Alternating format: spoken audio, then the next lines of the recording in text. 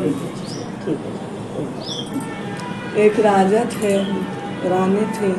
तो राजा बहुत अच्छे थे, बहुत प्रतापी थे, मतलब प्रजा का बहुत ध्यान रखते थे और बहुत सब करते रहते थे। जहाँ भी तालाब खुदवाते थे पानी के लिए, नदी खुलवाते थे, पोखरा बनवाते थे।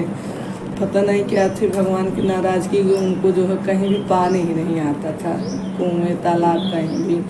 तो इसलिए बहुत चिंतित रहते थे कि इतना सब करते हैं, पता नहीं ऐसा क्या है कि पानी ही नहीं आता है। तो एक बार अपने बैठे थे राजमहल में, फिर आकाशवाणी हुई कि आप जो है अपने पुत्र का, इकलौता पुत्र था उनका, आप अपने पुत्र की उसी तालाब में बलि दे दीजिए, तब आपके हर जगह पानी आ जाएगा। तो राजा बड़े असमंजस में पड़े, ये कैसे कर सकते हैं, क्योंकि इकलौता पुत्र उनका था। तो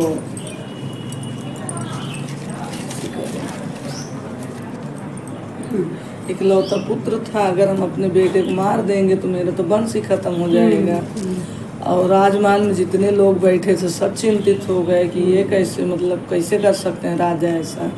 राजा कुछ बोले नहीं। रात में जब सोने गए तो बहुत सोचे समझे। उसके बाद उन्होंने सोचा कि उनका 2 महीने का पोता था। तो सोचे कि इकलौता तो अभी ये भी है, इकलौता अभी तो बारिशें है मेरा, अगर इसे मैं मार दूंगा तो मेरा वंश भी सुरक्षित रह जाएगा, पोता दूसरा पैदा हो जाएगा और पानी भी आ जाएगा। तो यही सोच के जो है वो कहे अब करें कैसे। लेकिन तो सुबह हुई तो बहुत सोचने के बाद बहू से बोले कि जाओ, तुम्हारी माँ की बहुत तबीयत खराब है, तुम जाओ उनको देखाओ, बचेंगी नहीं, तुमको आखिरी बार देखना चाहती हैं। तो बहू बोली कि उस दिन ललही छठ थी, कि आज ललही का छठ व्रत है और पहला व्रत हम कैसे जाएंगे, हमको पूजा करनी है, तो मुझे जोते हुए खेत में नहीं जाना चाहिए सड़क से। तो कहे तुम चल के कहाँ जाओगे, तुम्हारे लिए तो हम पालकी से भेजेंगे और पोते को यहीं छोड़ दो, हम देख लेंगे, संभाल लेंगे, यहाँ पूजा होगी, प्रसाद खिला दिया जाएगा। तो बहू चली गई, कही ठीक है मैं जाके देख आती हूँ माँ को। चली गई तो वहाँ देखी तो माँ उनकी एकदम ठीक ठाक थी।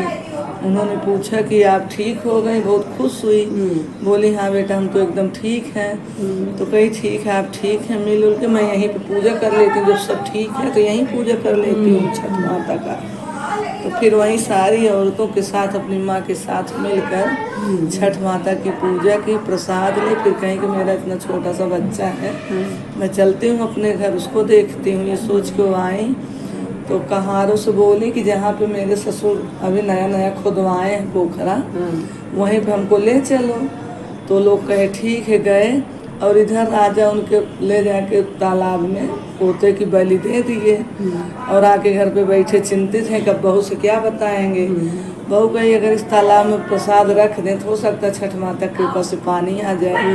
जब वहाँ पहुँची तो देख रही है पानी ही पानी सब भरा हुआ है और बेटा वहीं किनारे खेल रहा, लेटा हुआ है।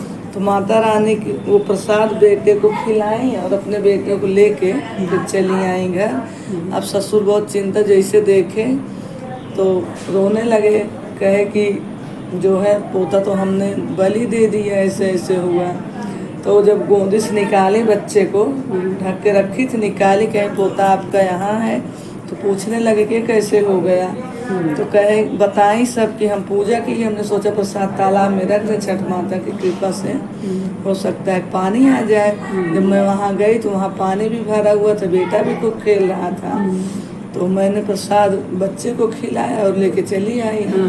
तो राजा बहुत खुश हुए और समझ गए छठ माता की कृपा से पानी भी तालाब में हो गए। मेरा उनको पता भी नहीं चला कि हाँ नहीं बताए राजा का हमने किया था, लेकिन तुमको कैसे मिल गया बच्चा। तो बताएं कहीं कि हमको वहीं तालाब में मिले, पानी भी वहीं बहुत था और बेटा भी पड़ा था।